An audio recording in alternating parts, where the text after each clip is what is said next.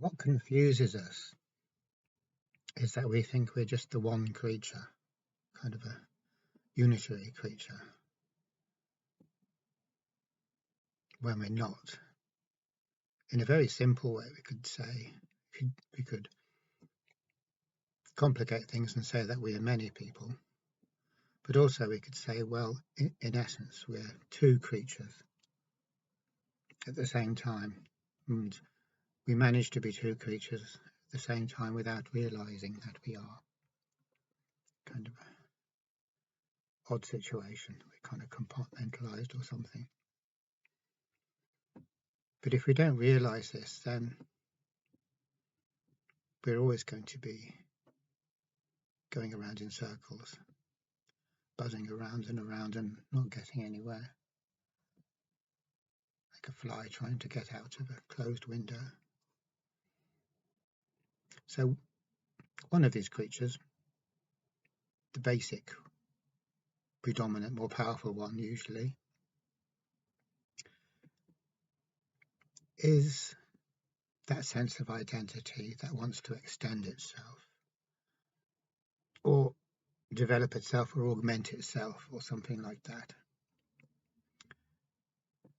Now, for this identity, only one thing means anything, and that is progression on the basis of the taken for granted identity. So this worldview is very, very simple. It only contains two things. One is advantage and one is disadvantage. Advantage brings pleasure, disadvantage brings pain, dismay, despair, and humiliation, and lots of bad things. So the question is, are you doing well? Are you not doing well? Very narrow parameters, but all the same. When we're living in the first modality, the identity-based modality, that is the limit of what we care about. That's our horizons. Advantage, disadvantage. Are we doing well or are we doing badly? Good luck versus bad luck. Success versus failure.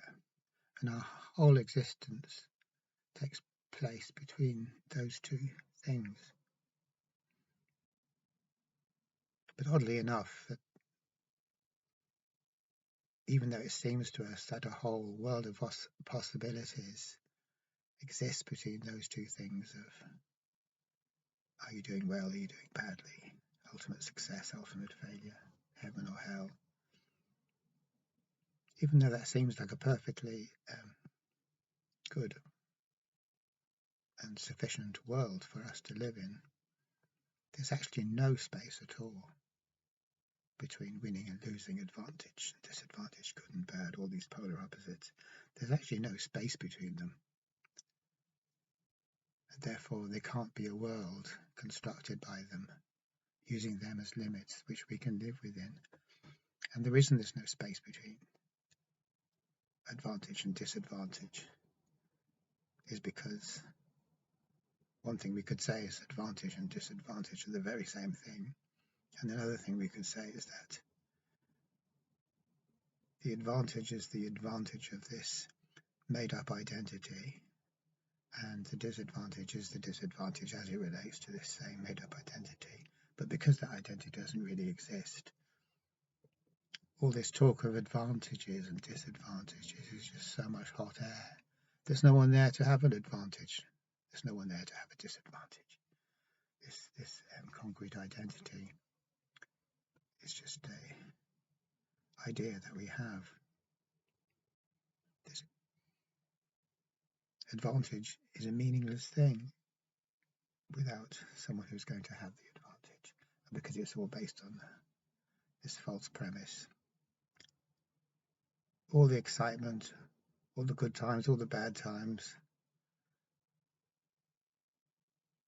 it's all in relation to a notion of ourselves that isn't real. And therefore, even though it takes up all of our time and consumes all of our interest, it's hollow, it's completely hollow. which is why in the East they say that's illusion, they say that's samsara. That just means that it's hollow. It's not expansive at all. We can oscillate between good and bad, success and failure as often as we like, as much as we like, but it doesn't account for anything. And the short moments of exaltation we feel are cancelled out by the despair. And there's a reason for that. There's a reason why the book's balanced so that exaltation is cancelled out by despair.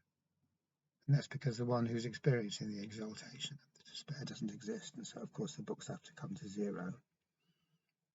That's what happens in this situation. Nothing's ever going to come of it. There's never going to be an advantage without an associated disadvantage. So this modality, the first modality of who we are, the first modality of being, is all based on this idea that we have to advance, we have to do well, we have to accumulate merit or accumulate good stuff.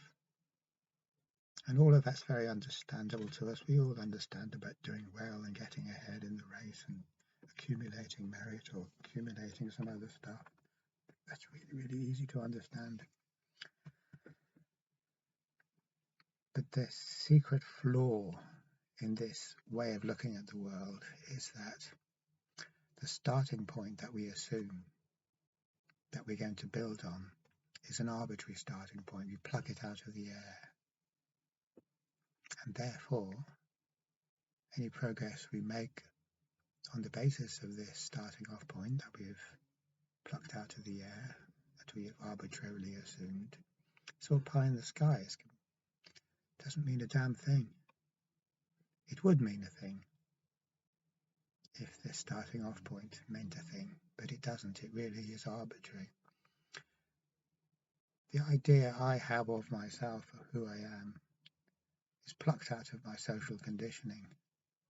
If I were to be born and raised in a different culture, I'd have a different idea, and I'd take that equally seriously.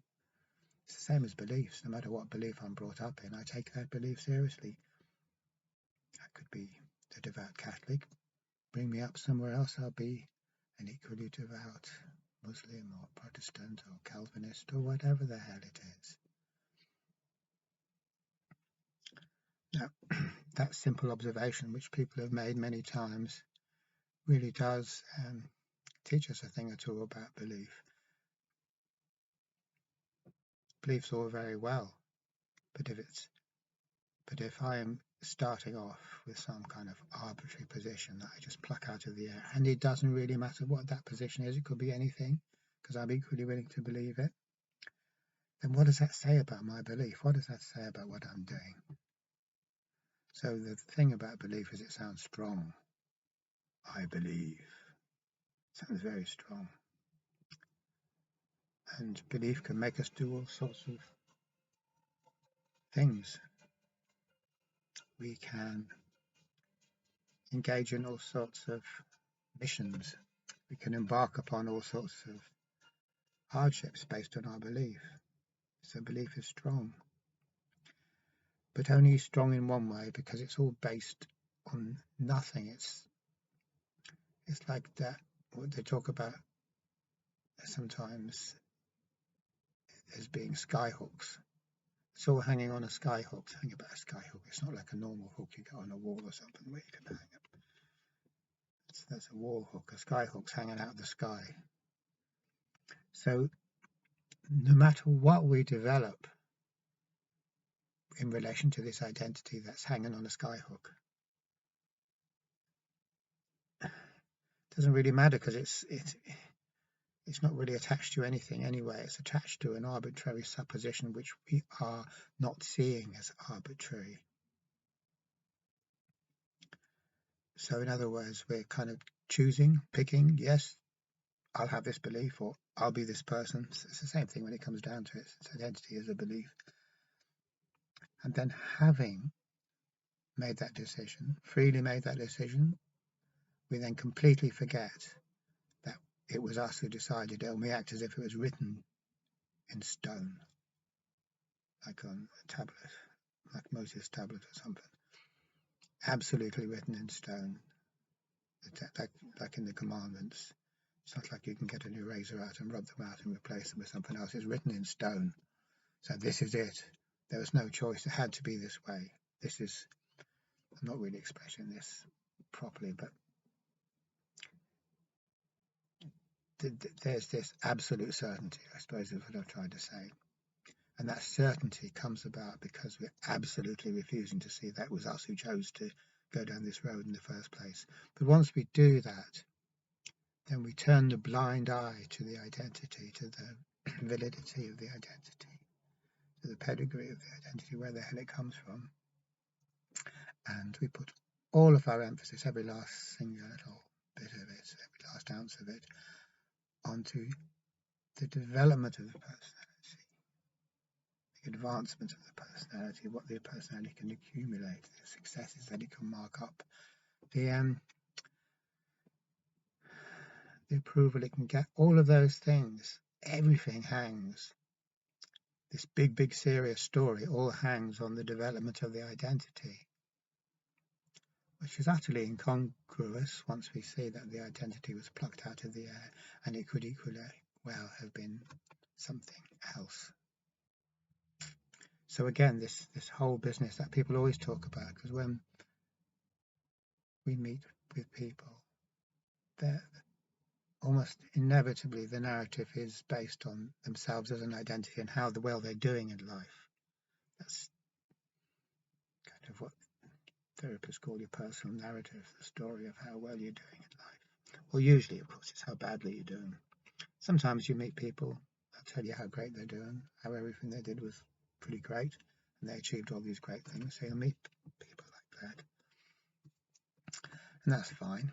Well, it's not really fine when who wants to sit around listening to people tell you how great they are, their lives are, and how much they've achieved.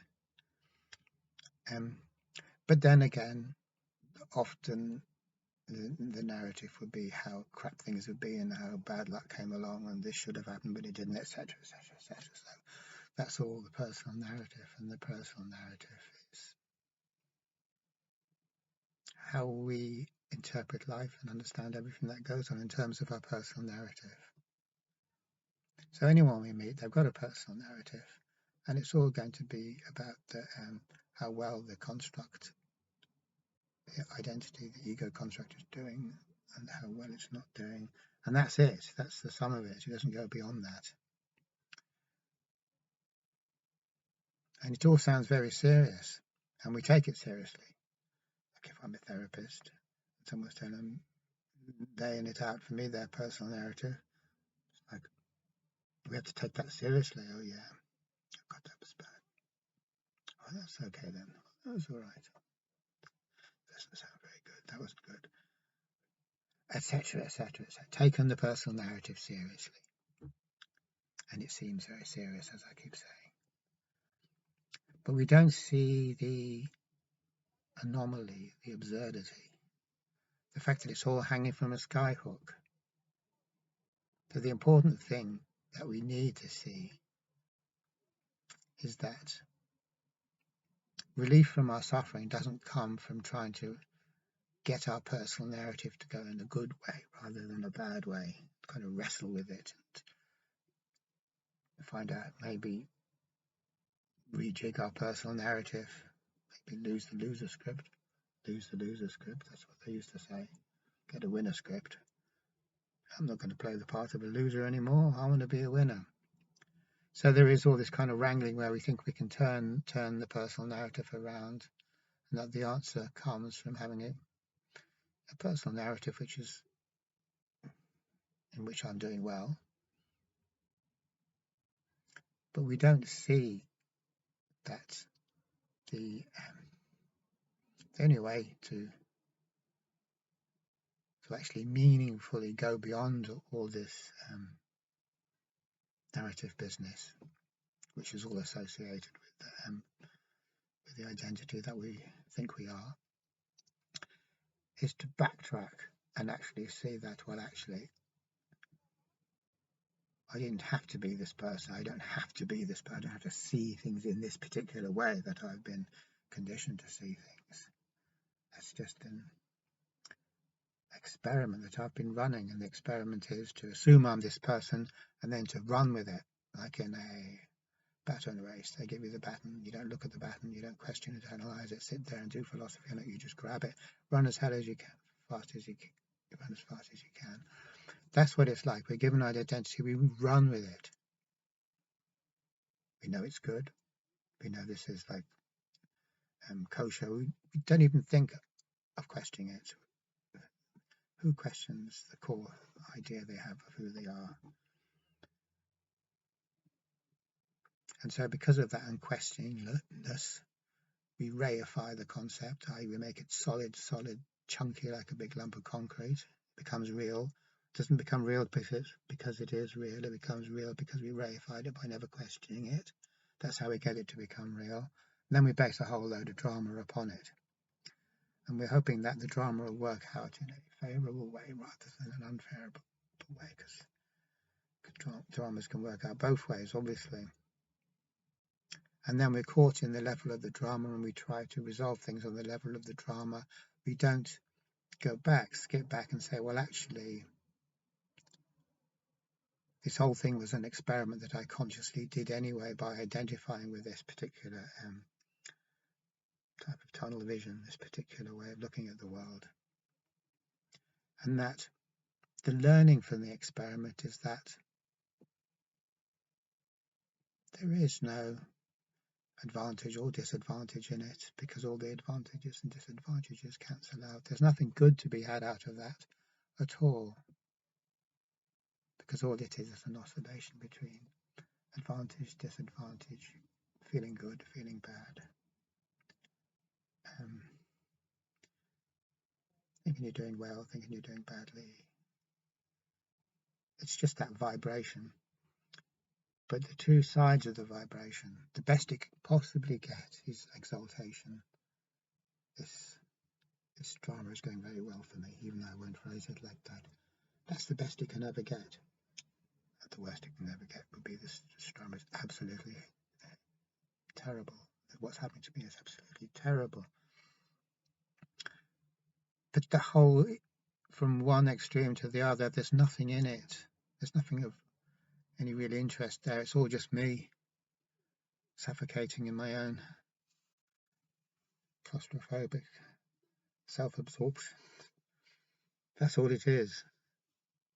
And that me is the false or assumed identity. That is the experiment that I'm playing without knowing that I am playing it.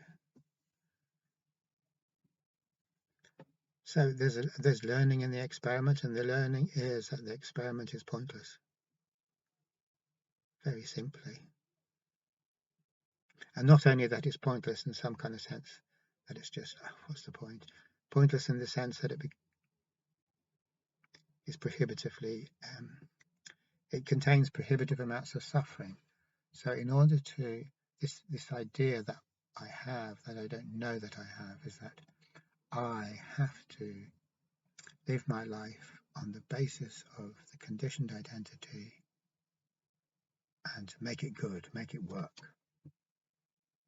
I live a fulfilling life, a life that satisfies, is meaningful. So that's what I've got to do on the basis of this notion. So the harder I try to do that, the more painful it's going to be, because it is a completely impossible thing to do, obviously. It's never going to work out. But it takes a lot of pain for us to realize it's not going to work out. But when we do realize that, that's good, because it's freed us from that. We've seen through that, where that experiment, the experiment of being the definite identity, takes us. So that's one mode of being in the world. The other mode of being in the world is where we're not traveling in the direction of augmenting ourselves or developing ourselves or accumulating more, whatever it is, just accumulating more stuff. That's not a direction. It's not a direction because it's coming from an unreal place. We'll never get anywhere on the basis of an unreal starting off place. I don't know how much legwork we put into it. So the second modality of being is where we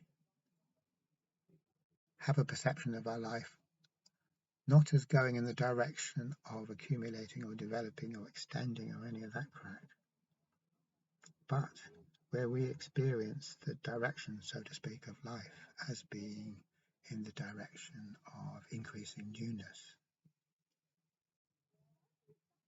So that is actually where we're moving, whether we realize it or not, and we don't usually realize it. We're always moving into new and uncharted territory. We're always moving in the direction of increasing newness, or at least we would be if we weren't resisting that movement so much. That is the natural movement of life, of the universe, I suppose you could say. So the interesting thing about this direction is, one, it's a real direction because it isn't just a mental construct. It's actually what reality actually does. Reality is actually a movement into newness or into the unknown. And also, it's not some kind of made-up static identity that it's happening to, which is the case in the first mode. It's an adventure of, it's like a role-playing game. The adventures that befall the role that I'm playing. So in the second modality, I'm not playing a game. I'm not playing a game because I'm not pretending to be anyone. And when we are moving in the direction of increasing newness, it's not just that the world changes, but I'm, as observer, stay pretty much the same and just kind of making notes of things changing. And, oh yeah, that's different. When we move in the direction of increasing newness, the reason everything looks new to us, is because the person who is experiencing it is new. If the person who is experiencing it stays the same, static identity mode, then there's never any newness, because the world we experience as the ego construct is a reflection of that ego construct's assumptions. It's always old. That's the only way the ego construct can survive, in as much as it does survive by creating a world out of its own assumptions and blocking out anything else. But when we're in the second modality, then we have no consistent logical thread of identity, because it's like saying that we're a totally new person every time we wake up in the morning, or every time we open our eyes, which is weird, because then we say, well, if I'm not the same person as I was yesterday, then who am I? And that turns out to be a hard question to answer, really.